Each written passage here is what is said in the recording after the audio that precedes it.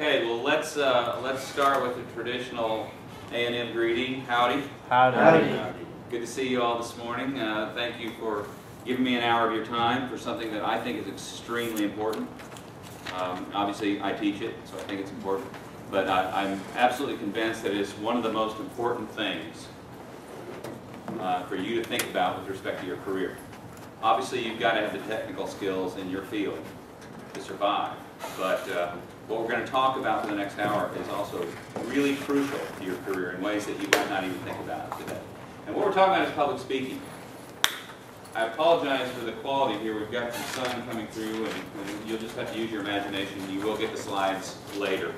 I should stop and give you a quick little intro in terms of who I am. I don't want to take too much time doing that, but my name is John Krajicek. I'm an executive professor here at Mays. I've been with A&M since 1996. I have a crazy, varied background. I'm a certified public accountant and a former English teacher.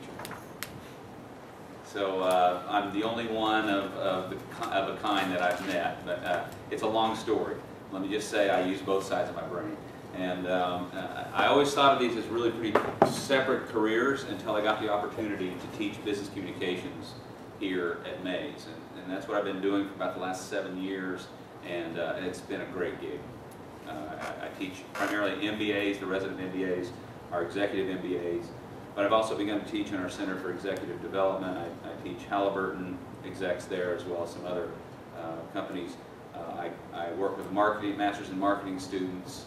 I get around a little bit and preach this message of effective business communication. It's something that we often forget about in business programs in this world. And it's sad because a lot of, and I work with a lot of executives, older folks, who I don't have to convince them of that. And they tell me, you know, I went through school, I learned a lot, I got good grades, I got connected, I got out here in the business world, I did fine for a few years, and I started hitting a ceiling. And I had to kind of learn that people skills are a lot more important than I thought they were.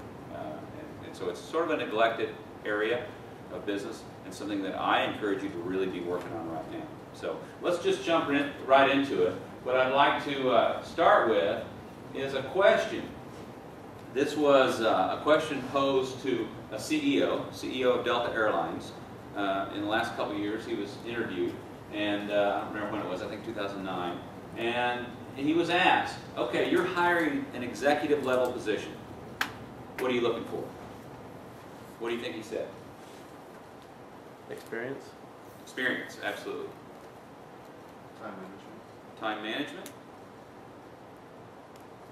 Communication skills. You knew that was going to be on the list. I teach communication. I wouldn't show that. Yeah, absolutely. What else? I mean, what makes a good executive? What qualities do you need to have to be successful as an executive in the business world? Well-rounded, overall. Leadership. Yeah, good leader. What was that? Leadership. Leadership. What else? Have we got it captured? It's got to be more. You guys should be thinking about this. I mean, this is, Like reliability. it's not just the cognitive things that you're learning. What's going to make you successful? What is going to make you successful? Perform well under stress. Excellent. Perform well under stress. Reliable. Be reliable. Determination. Determination. Be personable. Personable. This is Creative. interesting. Where are all the left brain skills, the hard skills, the knowledge, the quant skills? You guys aren't mentioning those. Why not? It's not the person. I mean, don't you? You probably have to have an high IQ to know stuff. Someone did say experience. You got to have a good resume. I mean, that's important, isn't it? But no one, we didn't really focus on that. Maybe it's because I led you down the path already. Well, let's hold that question. Let's look and see what this guy said. He said a strong set of values. I think that's something that is important, clearly. It's number one on his list. Probably it's number one on his list because we live in a post-Enron culture now. And we're thinking about ethics in a way that probably we haven't in the business world before.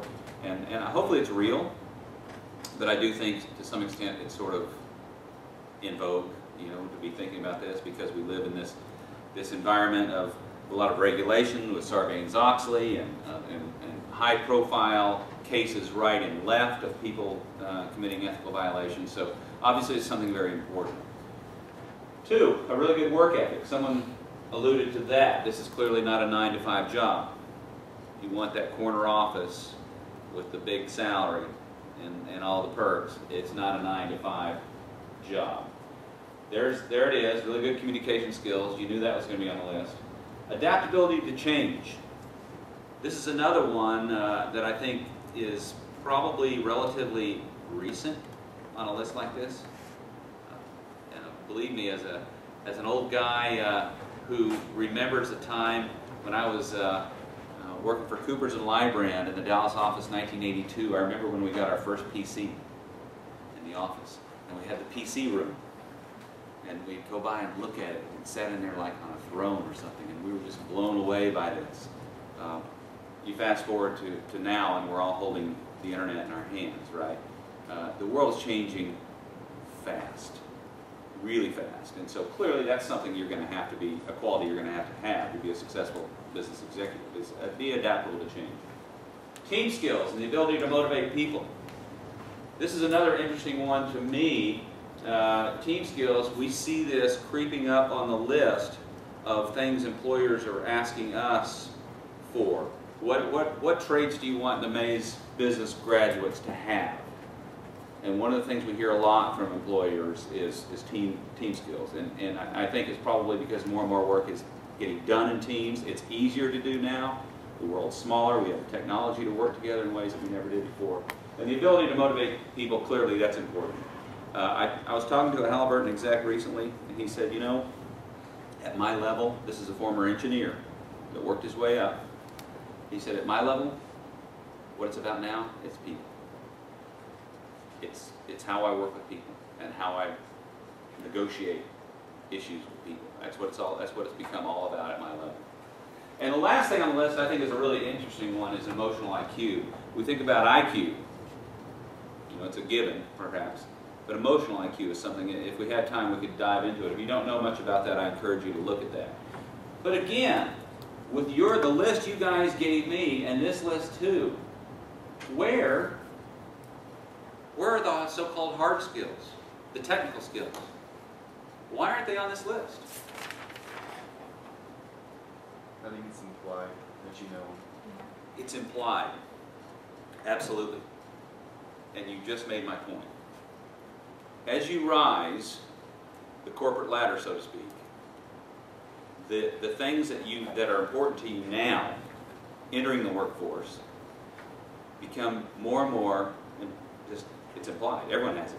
That's not what's going to distinguish you from your peers.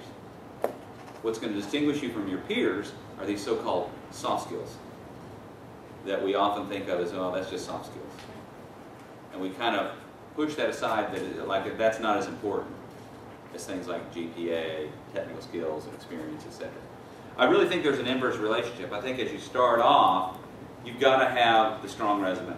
You've got to have the degree from a strong institution. You've got to have a high GPA. You've got to have good scores on exams and whatnot. And those people skills are certainly important, but they're not maybe here or something.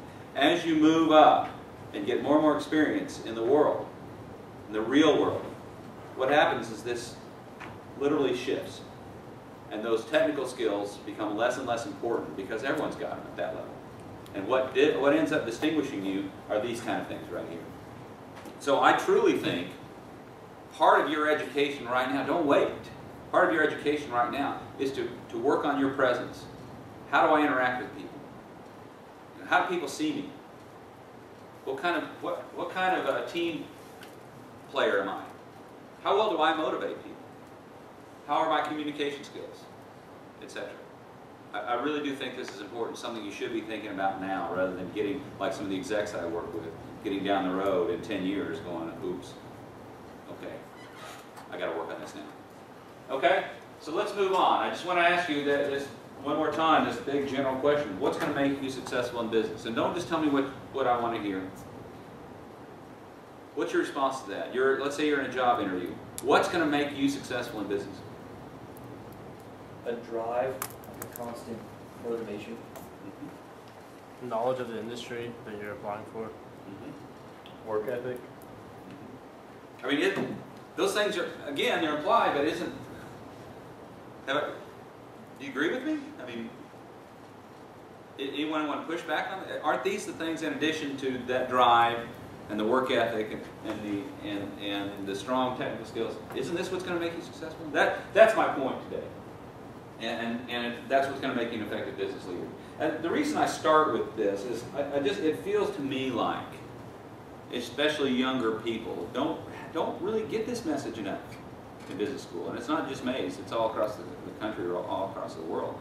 I think we do a disservice to our students to some extent. We don't kind of clue them in to, yes, you've got to make the grades. Yes, you've got to get technical skills. Yes, you've got to understand cognitively how business works.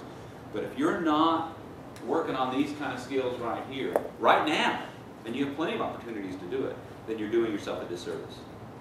So that sort of sets the stage for talking about public speaking, and that's what we're really talking about today. And I know you guys have a presentation coming up that hopefully some of this will be helpful in that regard.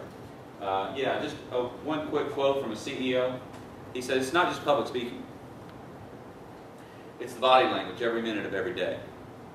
You know, when you walk out of your apartment or your house in the morning, you are interacting with the world.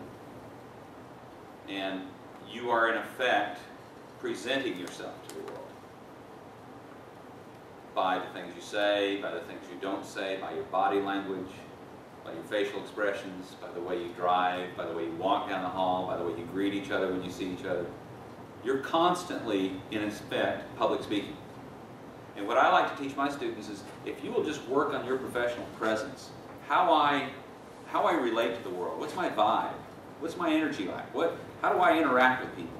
If you work on that, public speaking becomes just an extension of that. I think it's a mistake to think about public speaking and segment it off as, oh, now I'm in speech mode. If you just work on your vibe and your presence and the way you interact with people, then this just becomes, oh, this is a slightly different method of doing that. So work on these things. Really be conscious. And one way to really do it is just to be more aware. Just be more aware of how you're interacting with people. How do people see me? One of the kind of what ifs I say to my students sometimes, let's say that you go to a coffee shop every single morning on your way up to school, and you've been stopping there for a year. Are you the person that when you walk in, the employees kind of whisper to each other, John guy's here again, you wait on him, I don't want to wait on that guy.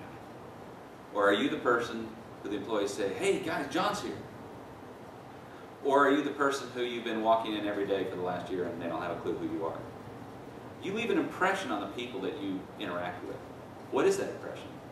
That is going to make you successful in business if you think about that and cultivate that. And I'm not talking about some fake persona. I'm not talking about some acting. I'm talking about a real, authentic presence in the world. Work on that. Think about it. Now, anytime we talk about public speaking, at least in the Western world, I think it makes sense to orient ourselves a little bit in terms of our history. Anyone know what this picture is? What's that? Is it the Parthenon? Parthenon. And so, where are we and what time period? In Greece. Ancient Greece. Come on, scholars, what time period would that be? 500 BC. That's pretty good. 500 BC, maybe 300 to 400 BC is a period of time that I want to address. So what happened? What is ancient Greece known for? It's the cradle of Civilization. democracy. It's the cradle of democracy. It's sort of this experiment of democracy really started. And we're going to idealize it a little bit because, you know, it was only white land-owning men perhaps who could vote, but it was a fledgling democracy. Now, we didn't have internet then, didn't even have newspapers, didn't have telephone. How did people communicate? Verbally. They stood up and spoke at places like the Parthenon. And in this democracy, this fledgling democracy, there was this absolutely this spirit of, I've got to speak well.